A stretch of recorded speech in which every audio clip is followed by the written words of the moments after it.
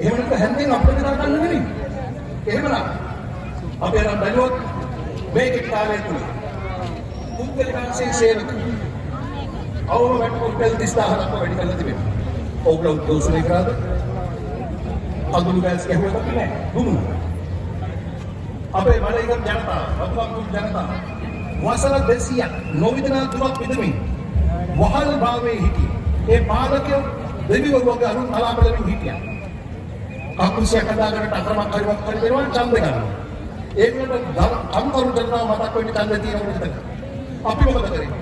වසර ගණනාවක් පොරු දීලා බොරු කියලා හුලා කරපු මලයික ජනතාවගේ දෛනික වැටුප රුපියල් 1750 දක්වා වැඩි කරලා තිබෙනවා. ඇයි? මේක වැඩ කරන ජනතාවගේ ආණ්ඩුව.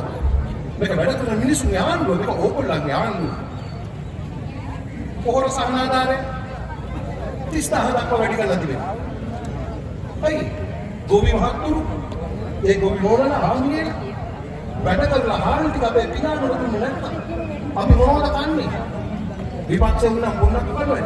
අපිට හාල් ඕන. එහෙනම් ඒ ශ්‍රමය අපිට වටිනවද නැද්ද? දුන්නා. බහුතර ජීවන යාත්‍රාව ඉන්දන සහාරය හැම දීපයකට රුපියල් 50ක් දීලා තිබෙනවා. බහුතර ජීවන යාත්‍රාවට මාස 3කට 150,000 දෙවීමක්. වංචේ සේවකයන්ට අවම වැඩි සමාන රුපියල් 40,000ක් කරලා තිබෙනවා.